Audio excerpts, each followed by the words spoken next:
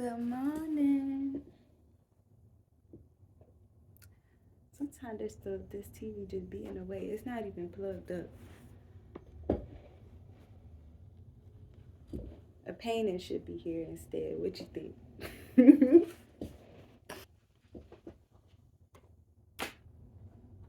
Maybe I'll enter into Watu's raffle and win me a painting, and then I put my painting here in place of this TV that I rarely turn on. Put the TV somewhere else. Um, Today's September 30th, and so I'm gonna read to you from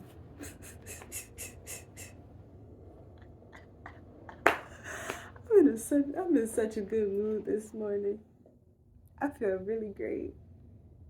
I only got a couple hours of sleep because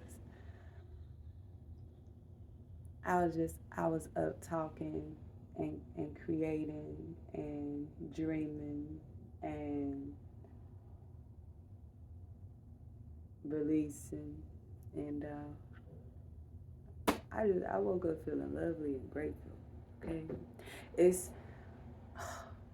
like the weather smell, the air smell like it could rain out here again in LA. And I just pray that it does. I pray that it rains. Bring the rain. Okay. Anyway.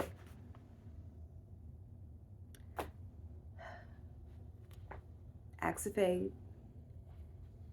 Daily Meditations for Black Folk by Miss Ayanda.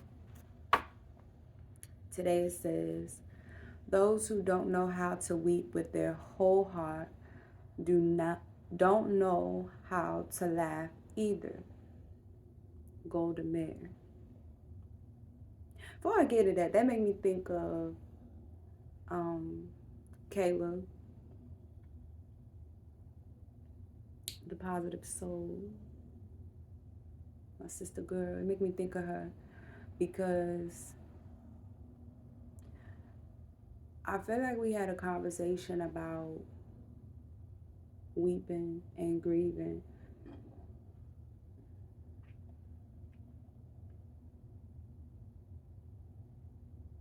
When I had my miscarriage, one of them.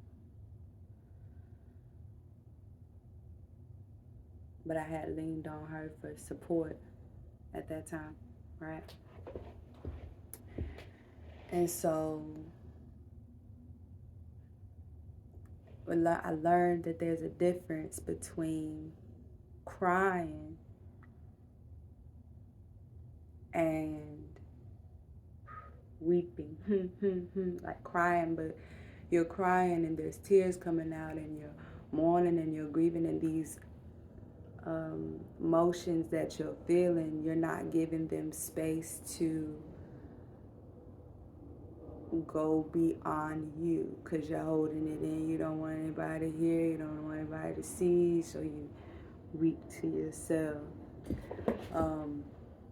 But when you cry and you wail, even, that energy gets to go elsewhere. So I said, when we lose a loved one to death or end a long-term relationship, it is perfectly normal to grieve. We must honor and recognize each stage of grief and every emotion we have. There will be a shock, denial, anger, confusion, fear, helplessness, numbness, and even acceptance. There will be a point when we do not know what to do, but we want to do something. At the point, we must understand and accept there is no death, there is no end, there is only transformation. Our loved ones now exist in a time, new place, new reality, and so do we.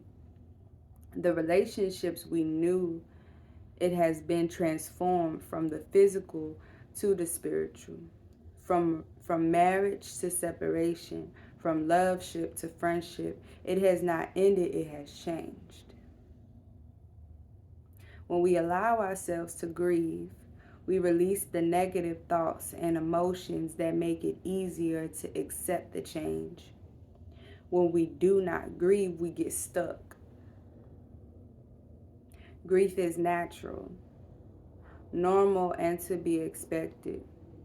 We owe it to ourselves and the memory of the relationship to grieve and cleanse our soul.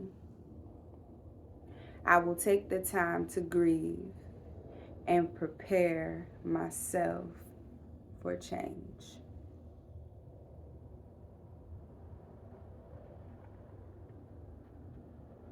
I like that one. Close that off. I really like that one.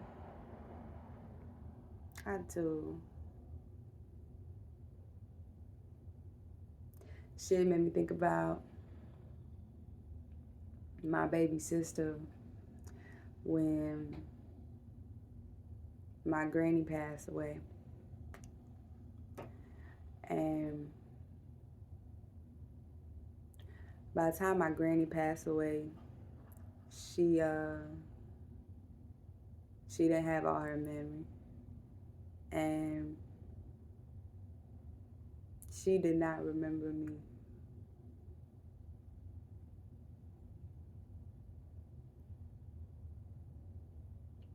Told me up, right? And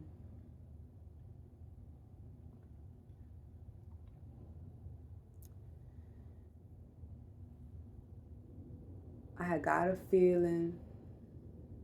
I had a feeling, and then I received a phone call that she had passed. And when I got to my mama's house, my baby sister, Coy, look at me and come to me and say, "Don't cry, Dee. It's okay. She just had her appointment."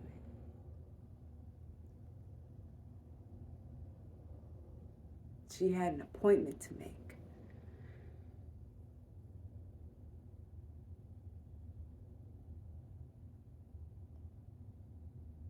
And at the time, I was so distraught that I heard what my baby sister said, but I could not receive it at that time.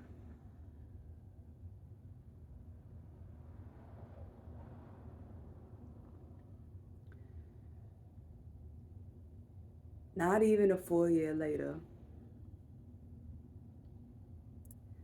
my mama passes. This time my baby sister isn't in the room. My sisters were at school, and it was just me at the house with my mama, my papa, and my grandma's best friend. It's just four of us at the house. And in that same room, a transition took place.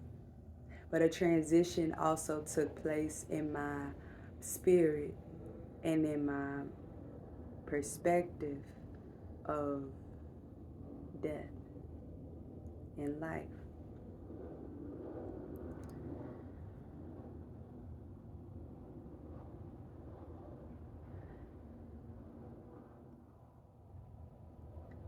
Because this is how I became a birth worker. Like, this is how I started to seek something different that was more aligned with the things that were taking place around me that I couldn't really explain. I just felt like I couldn't do anything normal ever again after that. I had already been, caregiving and I was working jobs here and there.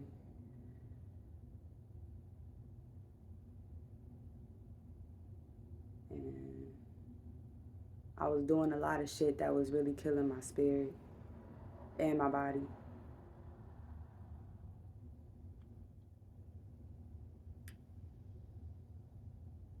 And so my baby sister's words kind of ringed in the back of my ear.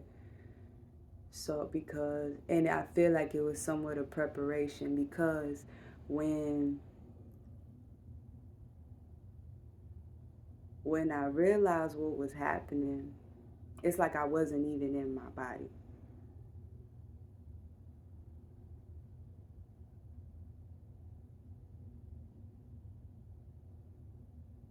Because it was like when I look back on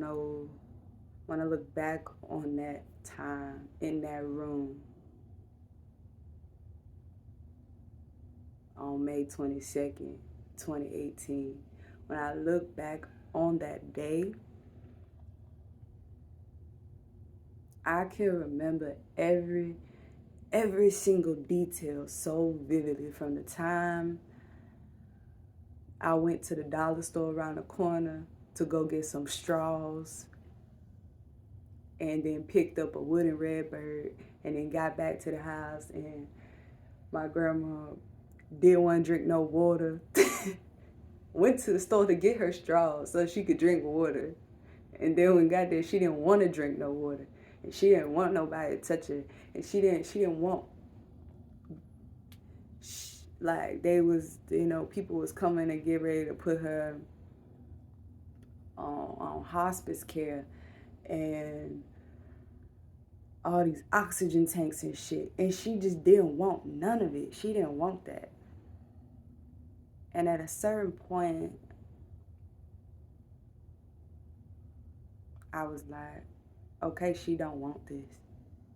And because she don't want this, she don't want our help. She don't want us trying to be all frantic and trying to keep it together, essentially.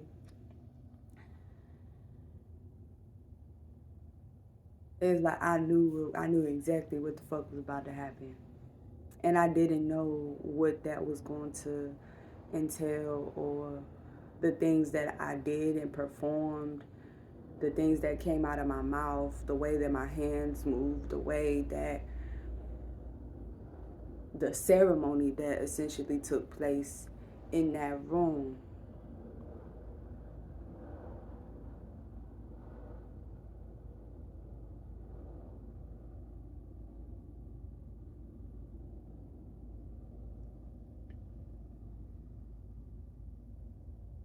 Nobody could have told me that I would have been doing something like that.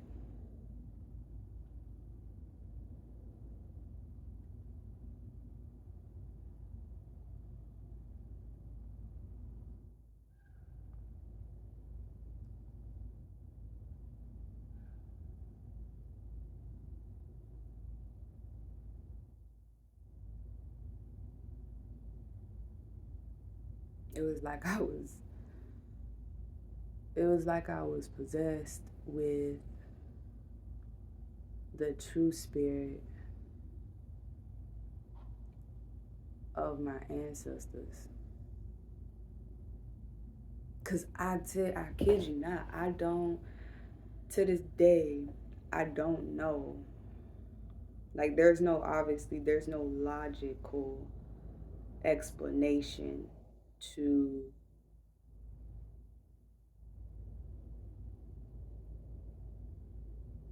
there's no logical explanation. It's just spirit.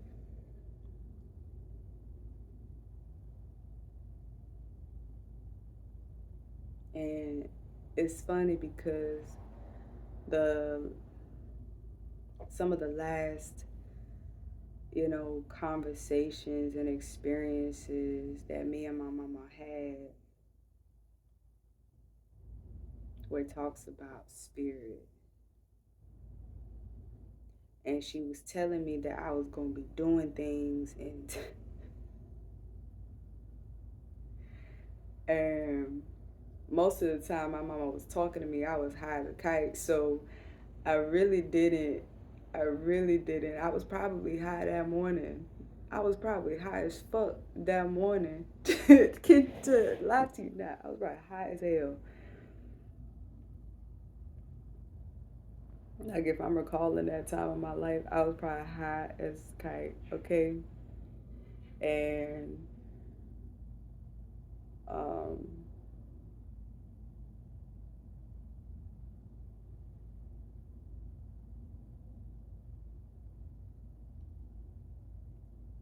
I never get my mother, my mama, my grandmother.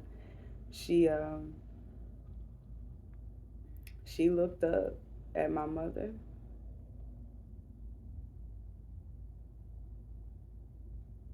and she said my name. She said India out her mouth.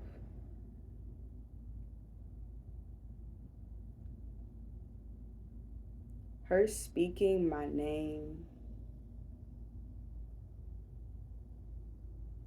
caused me to go into a trance in that room.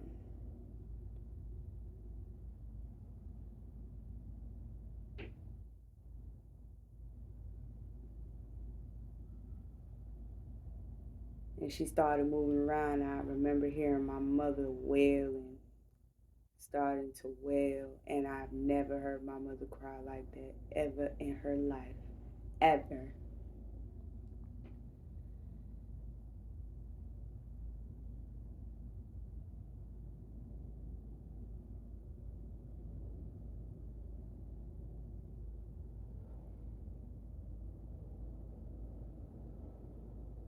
But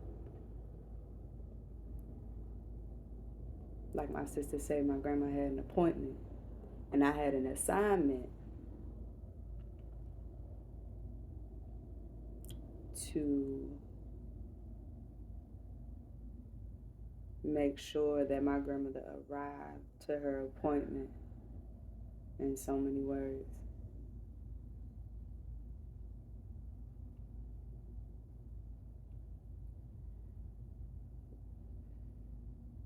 That's when I learned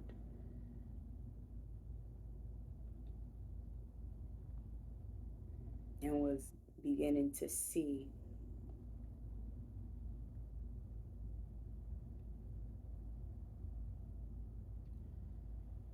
how important it is for us to have real, real, real care throughout transitions, whether that be through you getting ready to conceive a life, you're pregnant with life, and you're preparing to give birth to that life, or after you give birth and now you giving birth to a child or children, but as the mother you've also given birth to a new version of yourself, and she needs tending to as well.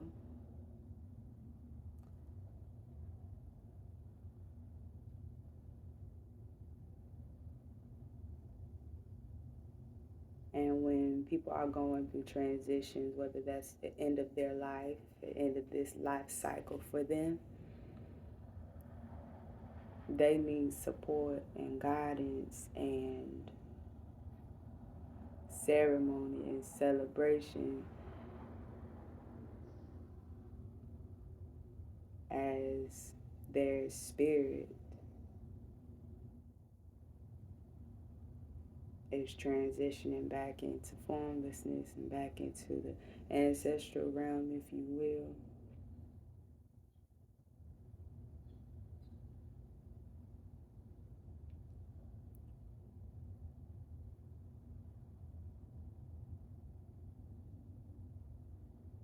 So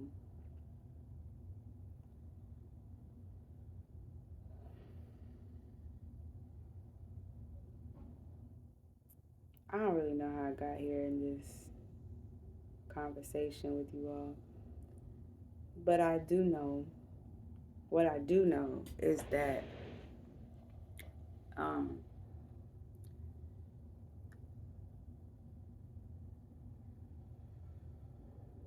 the shift in perspective, the shift in the disposition of my spirit, and what these transitions of these women in my life who raised me,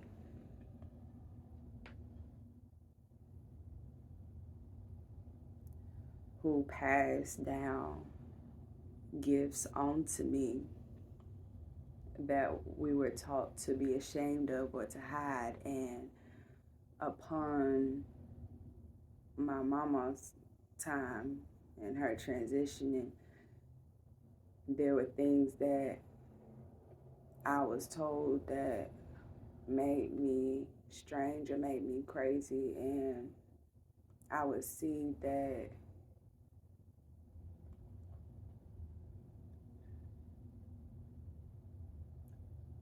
I saw what it did to my spirit, you know. And my grandma, my mama, she reminded me of my spirit before she passed away.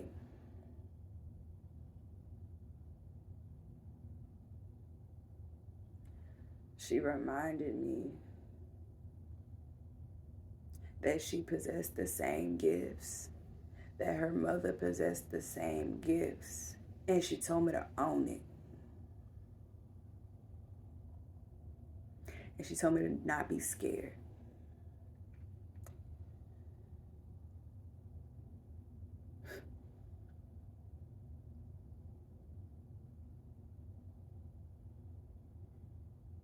And so here I am.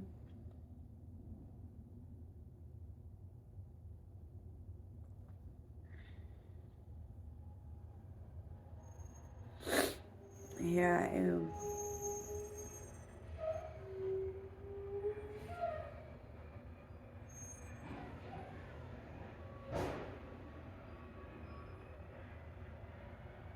About 5 years later.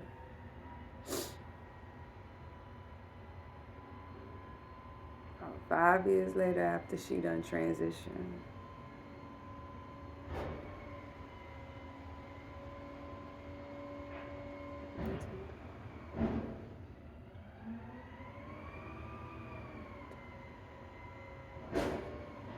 Yep, 5 years. Jesus.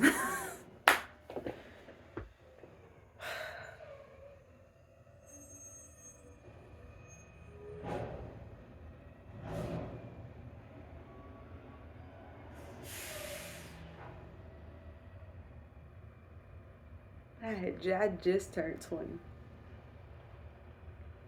I had just turned 20 2 weeks before.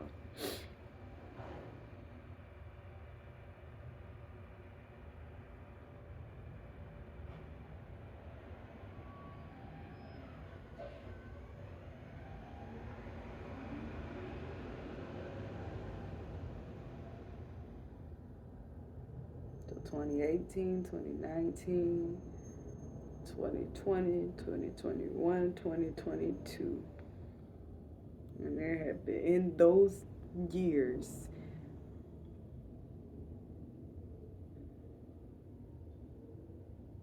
y'all understand how bad I just wish that I could just go over my mama's house, sit in her sunroom, sit on the couch, snuggled up right next to her, and listen and talk.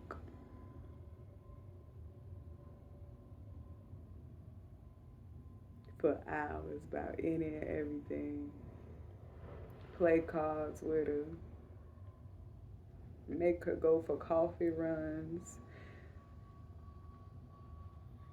Have her make me tea.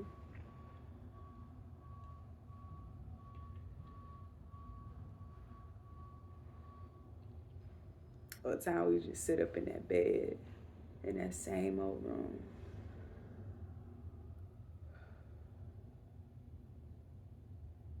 and look at pictures and listen to her tell me stories, and oh, I miss dancing with her.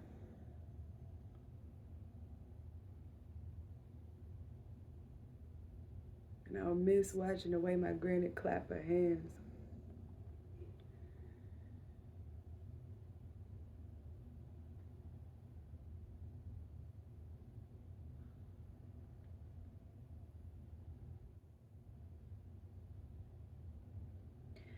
And I believe that because we have not had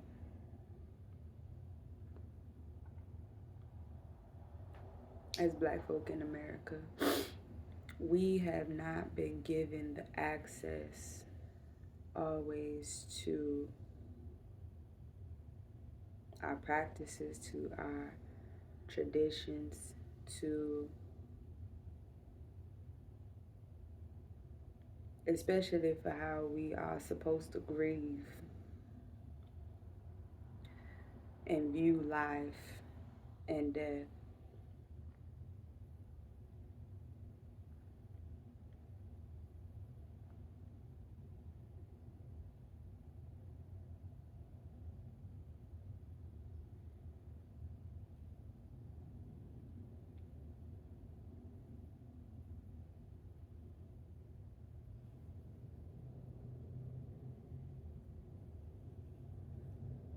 But I promise it's being restored.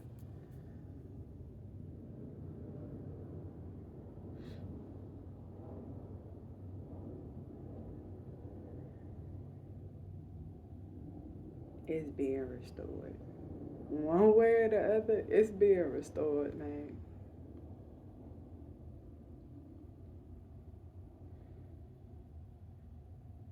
That remembrance of who we are and remembrance of things we took pride in our bloodline.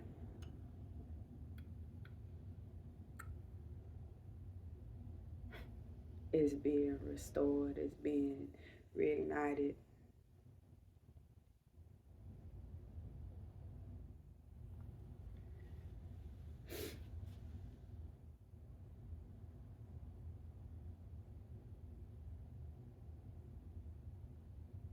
Let's pull a card.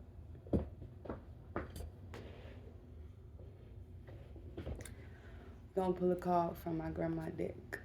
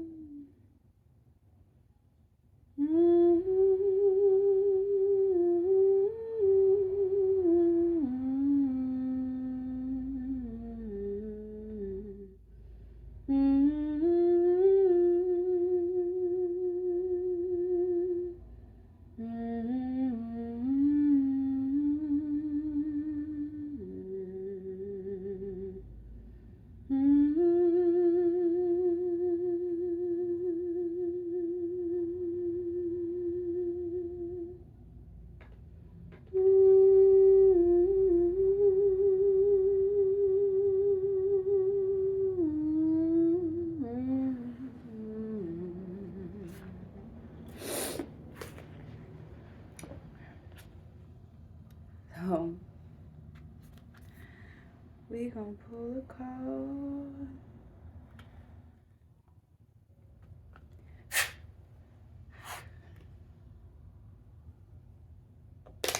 See what messages we can be left with today.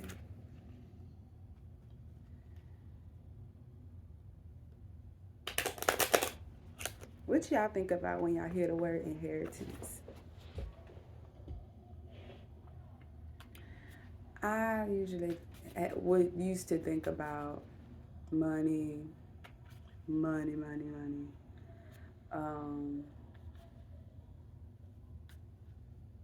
But really, knowing me, when I think about things that I've wanted, things that I've wanted to or have hoped to inherit from my family and from my bloodline,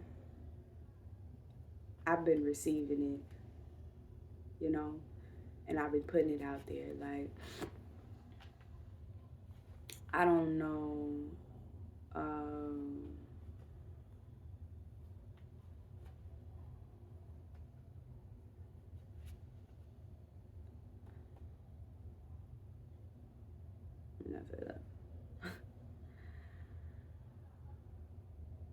I inherited gifts from my mama.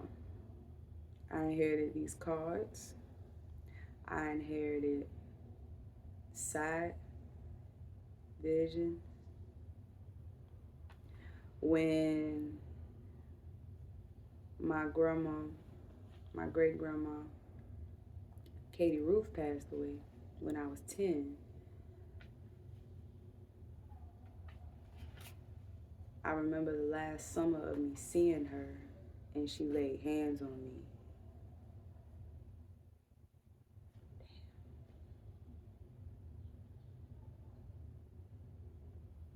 That's a memory that just came back. Like, just in the moment as I said it, is the first time I remembered that she laid hands on me. And when she laid hands on me, I got distracted.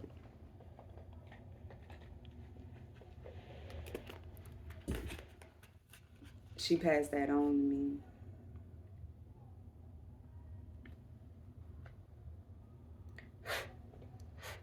Now my baby sister say things to my mama like, you should let D put them hands on you.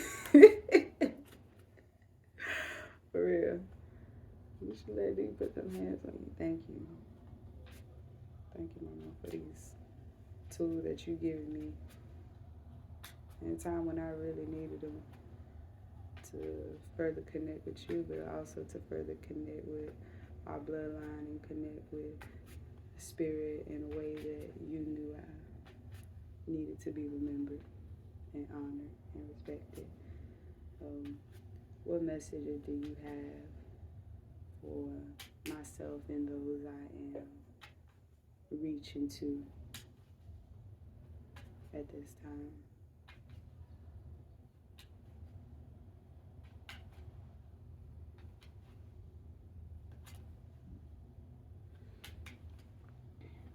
When my great granddaddy West passed,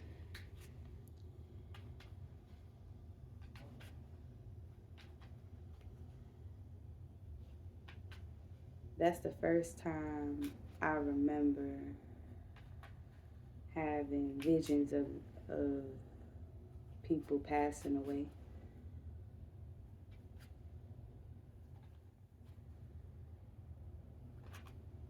That's the first time I remember.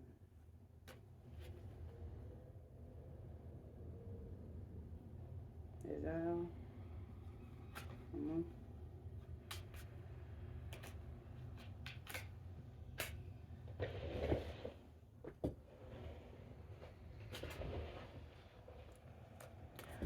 All right, we got the 7 of diamond and the 6 of diamond.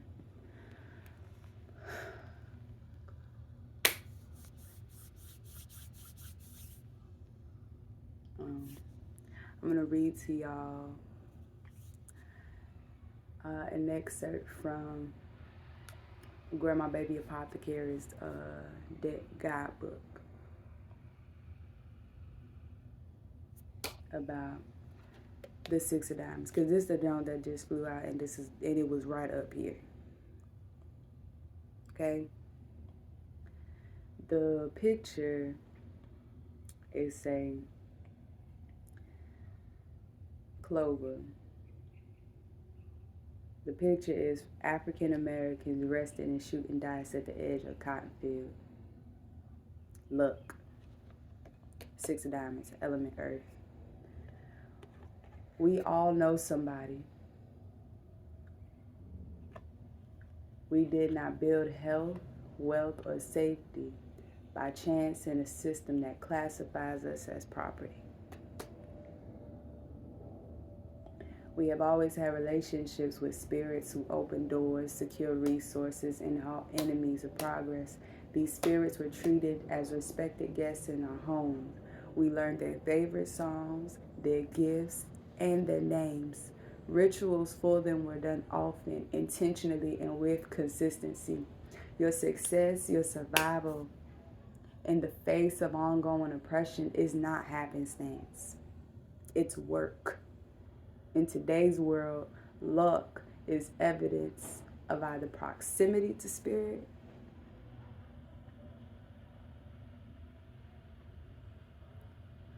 or proximity to colonial domination, spirit killing, or both.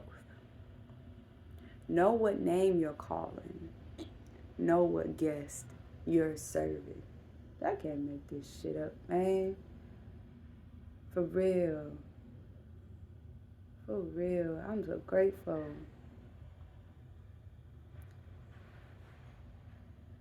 So grateful. Birds. Them birds. I'm gonna tell y'all a quick story. So my granddaddy West used to call me Birdie, right? I ain't really know why until sometime recently. But he used to call me Birdie. Okay? And both my bloodlines have native blood, right? I believe my granddaddy was reincarnated into the spirit of a blue jay. And my granny and my grandma on my mama's side reincarnated into redbirds. Okay? Now, something about these redbirds to tell you. My grandma told me, and this was maybe a week or two before she passed, she said, them redbirds always come in time of transition, because at this point my grandma was in her room. She didn't have the energy to go out and sit in the sunroom on the back porch no more. So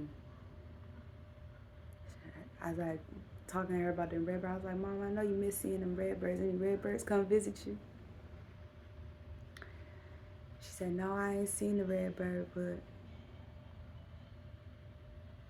she said, Granny always said them redbirds come in time of transition. Perked my ears up, because I'm like, I can sense what that means. And remember I mentioned when I went to the dollar store, the morning she passed, when I went to the store to get the straws, what I picked up was a wooden redbird. When I got back, I placed that redbird. I placed that redbird on top of her TV stand by the window, so she could see it. I told her, look, Mom, redbird done came from you. And it's like once I don't even know how, like why I did that initially, because it's like once I did that, it's like she started to transition once she saw that redbird.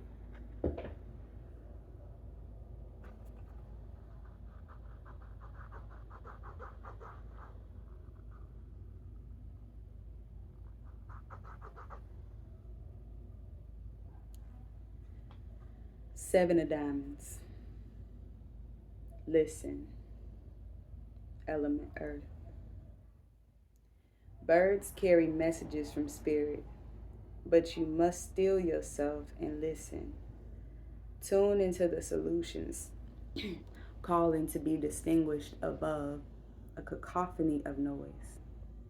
May the song be as clear as a prayer. This call reminds you, spirit has not left you stranded. Will never leave you in the lurch. The world is crowded with distraction, but when we look up, there is suddenly a great endless expanse full of hope. Help is always nearby. There is always a way. Thank you. What we got? Oh my God. Y'all. Y'all. When I say I love the spirits that are around and through me. Because at the bottom of the deck, we have the Nine of Clubs. And this speaks of transitions. Okay? Transitions in your life.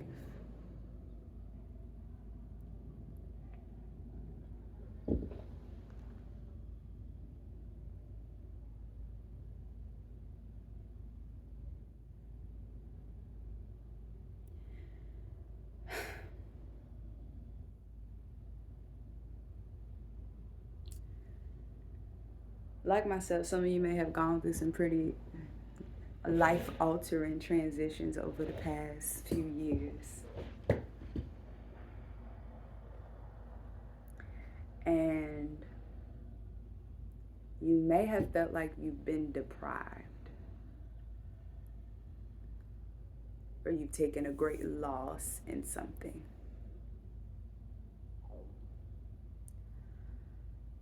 But I want you to know that with the transitions that have taken place in your life, it's shifted you into the space, into the place that your spirit needs to be in order to thrive.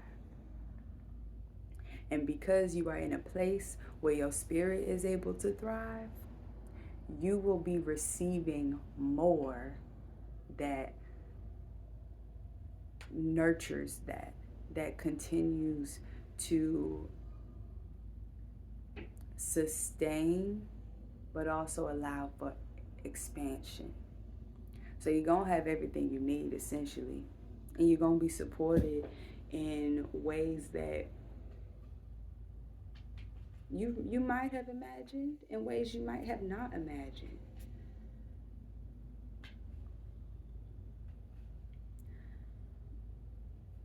I am a living testimony. I am being supported in ways that I have imagined and that I haven't imagined. Okay? For a time, I was very much at a standstill. I could feel that my spirit desired more. It desired truth. It desired safety. It desired to be in a place where I would not have to hide. My spirit desired a freedom that could not be bought. You understand what I'm saying? It could not.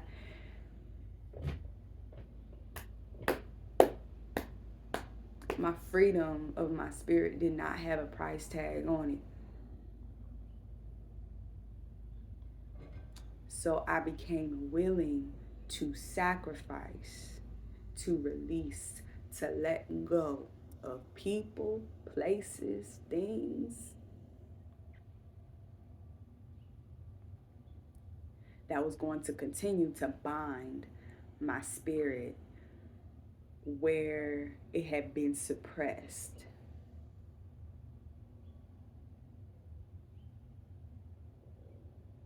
And because of that, I've now inherited and been gifted intangible things that continue to elevate my spirit, but also allow me to impart that onto other people and share this with you all right now. From a healthier place at that, I might add. You know, I'm grateful.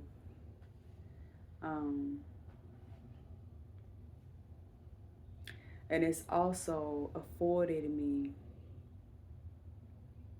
material things that I needed, like a home.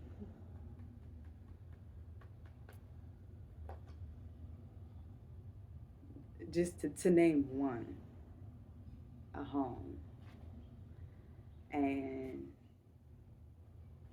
I'm blessed. Like the setup I have here in LA, it's like it was handpicked for me. I tell you that, it for real. It's like it was carved out especially for me. Cause my folks just knew it was no way in hell I was gonna be out here paying no $3,000 for rent. No. For rent? Hell no. And I don't get to own the building after I've made all the payments. No. No. Um, these things have allowed me to be confident in trusting the God within me and trusting my ancestors to move mountains. And now the mountains seem like pebbles. Okay? You might get a little annoyed by a pebble being in your shoe, but it ain't gonna stop you from walking. You just take that shoe off and shake the pebble out and you keep on going. So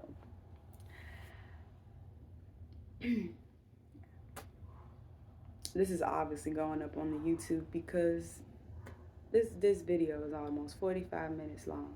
But I pray that this reaches you well, and that this conversation, and y'all got a bit of a reading in it as well. So I pray that this conversation has brought you some peace and ease to your spirit, has allowed you to, you know, have a different perspective, or confirm something within your spirit that you already either been sitting on and knowing. You know, it's all right. We love you here. Lean into it. Lean into it. Whatever that is for you, lean into it.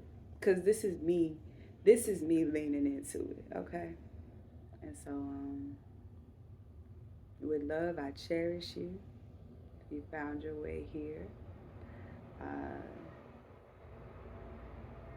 If you want to talk some more, if you want to learn a bit more about me and the services that I provide, I'm going to leave it linked in the description, and I'm going to make it available so it can reach who it's supposed to. All right? So I'm going to get on going. Enjoy the rest of my day. Feed myself because I'm quite hungry. So talk to y'all later.